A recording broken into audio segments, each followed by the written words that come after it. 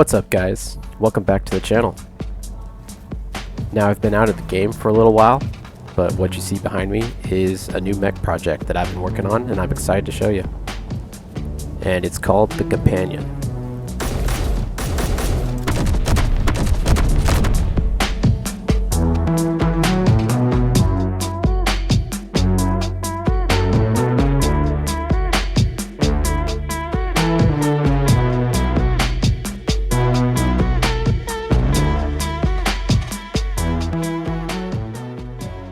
The Companion is a small, quadrupedal, canine-type walker with a very heavy inspiration from the Battlefield 2042 robot dogs.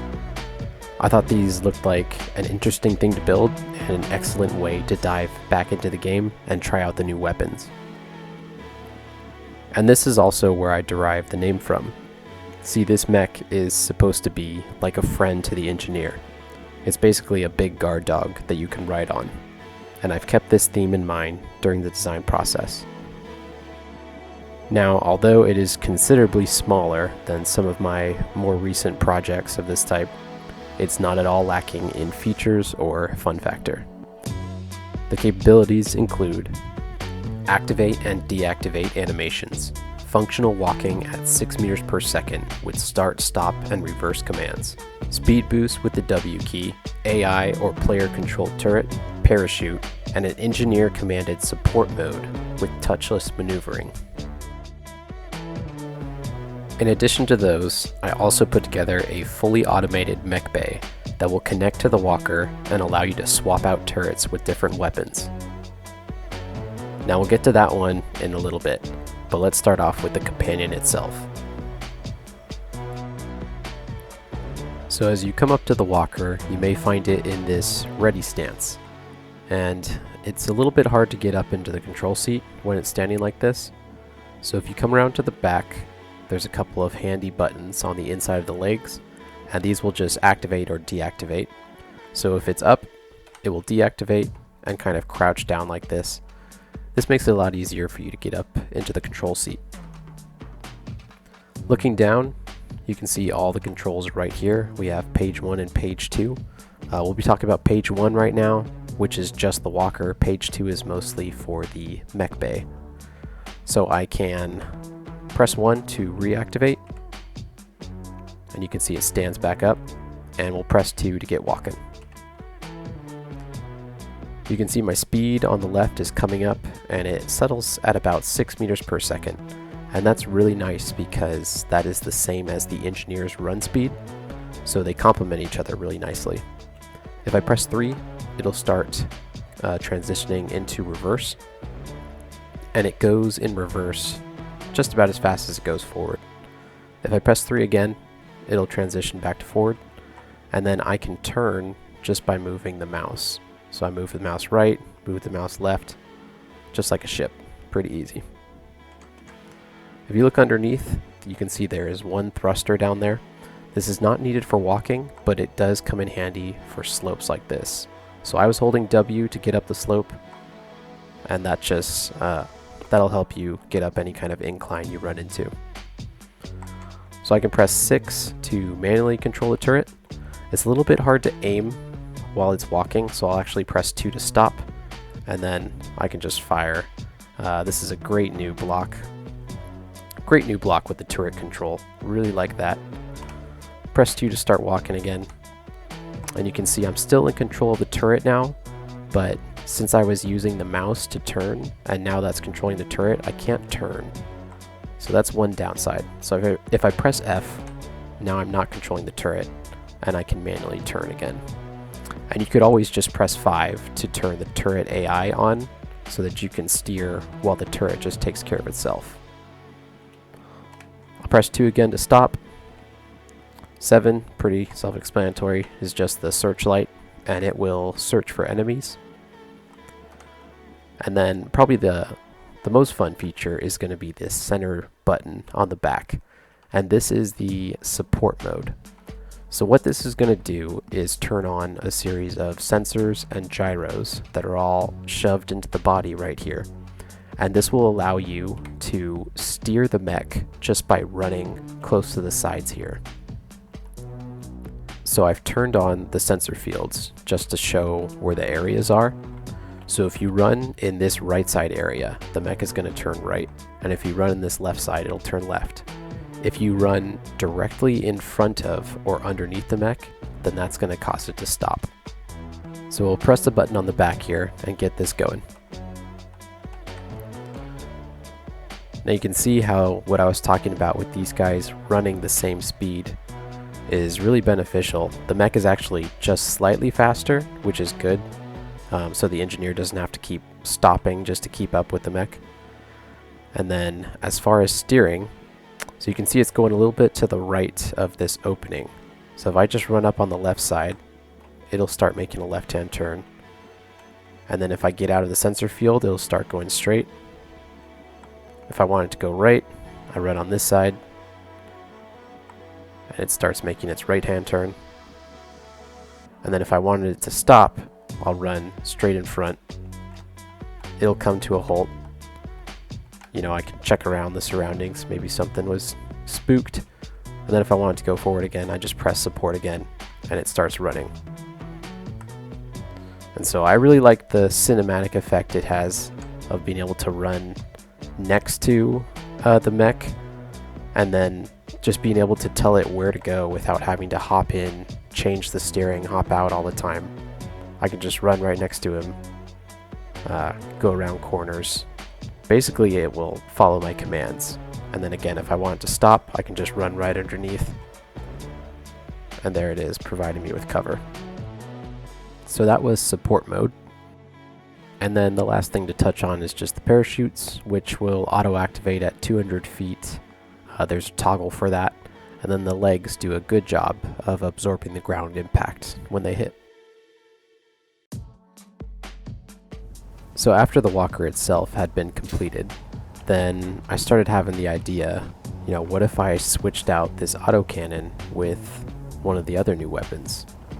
And this led to the assault cannon version. Because, let's face it, this gun is cool, but it's not quite this cool. But then I started thinking, you know, I don't want to release these two mechs with the only difference being the gun and the fact that this turret needs to be one block longer to fit the gun. You know, what if there is a way that I could swap the turrets or have some kind of a platform that took the turret off this mech, swapped it with a new turret with a better gun on it, and then connected it, and then it could just walk right off. And so there were a bunch of new guns available, and I was thinking, okay, actually we probably have like 4 guns on there, or 4 separate turrets. So how are we going to make this work? We're going to need some kind of an arm to come down, attach to the turret, lift it off, and put it on some kind of a rack. And then we're going to need probably another arm to grab one of those turrets, put it on this new one. But this turret isn't going to be able to detach unless it gets connected to this platform. And so I'm going to need a way to put this walker in a precise location and be able to repeat that over and over again. So I'm going to need to make some kind of a conveyor belt, and I'm going to need to make some kind of a centering mechanism so that it can come in from this side and this side, put it right on this pinpoint location, and then connect somehow. And so that's what led to these merge blocks getting pushed here. And we'll start going with this idea. So the very first thing that I started going with was the conveyor system. Just using these 1x1 wheels on rotors, and then I have these 2 barriers here so that it stops at a certain point. Barriers just flip open, close back up, and then the wheels are just spinning. So initial test on this actually was pretty promising. You can see if we walk onto this platform, or you know, simulated walking onto the platform, it'll pull us forward until we hit the barriers and stop right there. And it's nice and low profile, actually looks like a conveyor belt. So I was like, alright, this might actually work.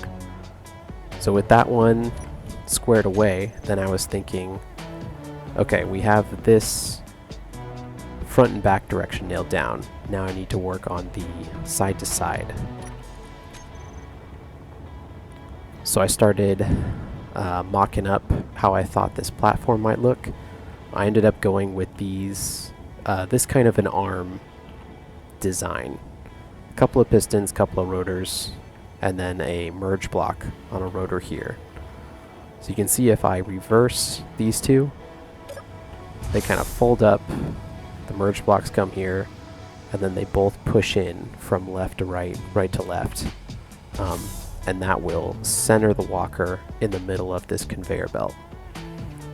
And then also I started just basically doodling some big shelves over here that I figured this is where the arms are going to go that take the turret off of the walker after it's been centered. And I probably wanted to, after I grab onto it in the middle, raise these arms up to make it closer to those ones. And then somewhere up here I'm going to need that rack of all the other turrets so I can select which one I want. But I got it centered and I got it connected, so that was a good starting place. So furthering on this progression, with these arms I decided to basically fold them away in this box here just to make it look nicer.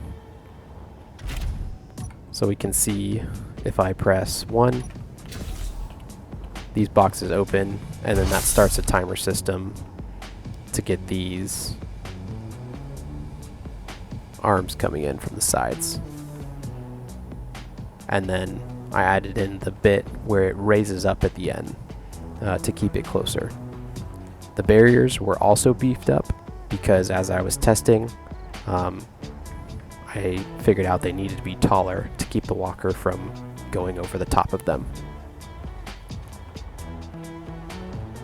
So once I had that nailed down, I started mocking up basically different turrets with the different guns here.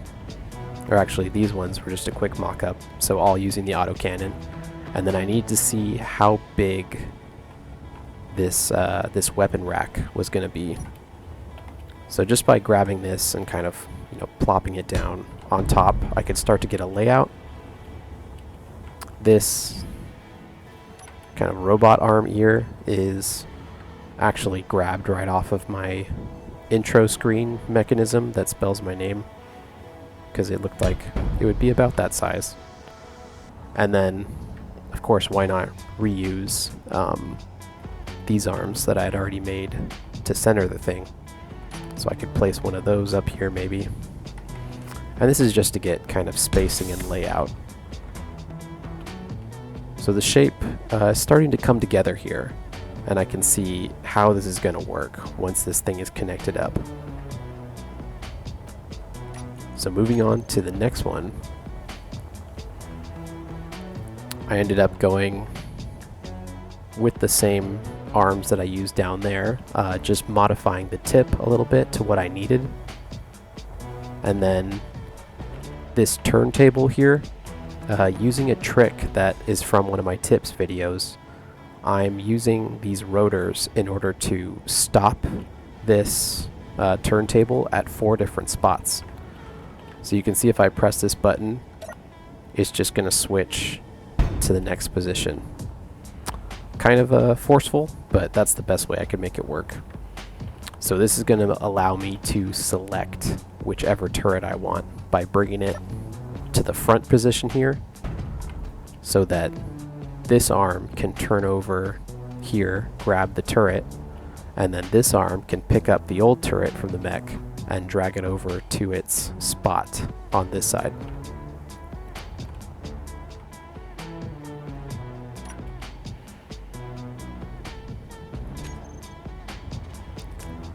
After getting all of the mechanics nailed down and all the timing, it was time to start painting it up to make it look a little nicer. I gave it a little bit of a concrete look and then just painted the center walkway basically, and then This caution striping is really nice just for some extra detail, and I made the arms yellow. And then you can see on the final product here, just by using a little bit of a angled slope on the edge here, that makes it look way better than this 90-degree corner. I added in just some kind of freestyle detail. Don't know what that is, but it looks good. Just some batteries for actual power, and then just to fill in these spaces on the back, just some more angled sloped blocks and a couple of columns. So now that this is all set, we'll spawn in one of our companions and walk them on.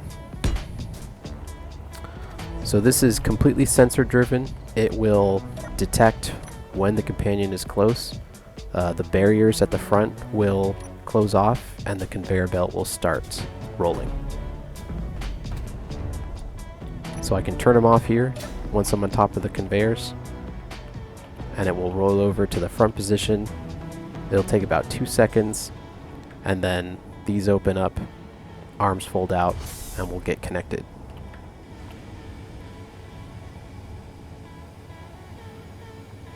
Once it's connected, then it raises up a little bit, and now we are ready to choose our turret.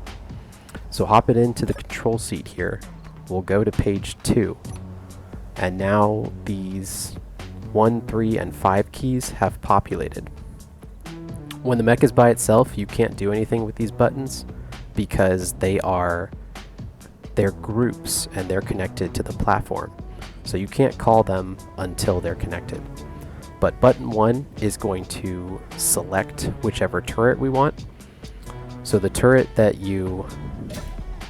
going to go on is going to be this front one here, the one that's closest to the arm. So we'll just start off with the autocannon because it's probably the most fun.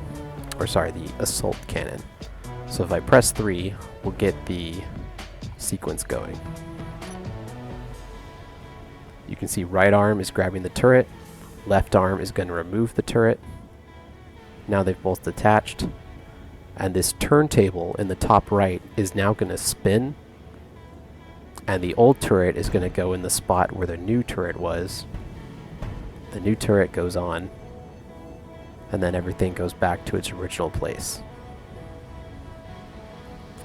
If I want to select, a different turret, then I just keep pressing 1 until the turret I want is at the front of the turntable.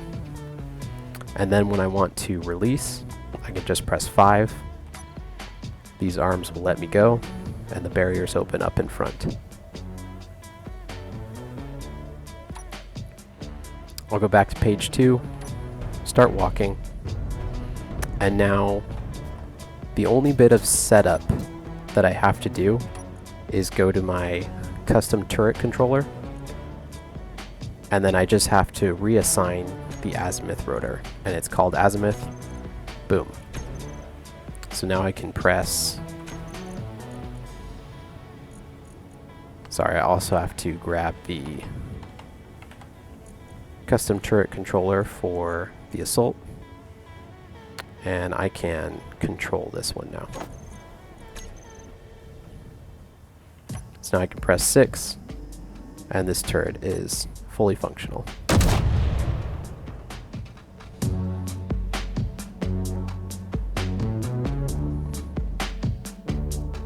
And that's all for this video, guys. Hope you enjoy this thing, and I'll catch you on the next one.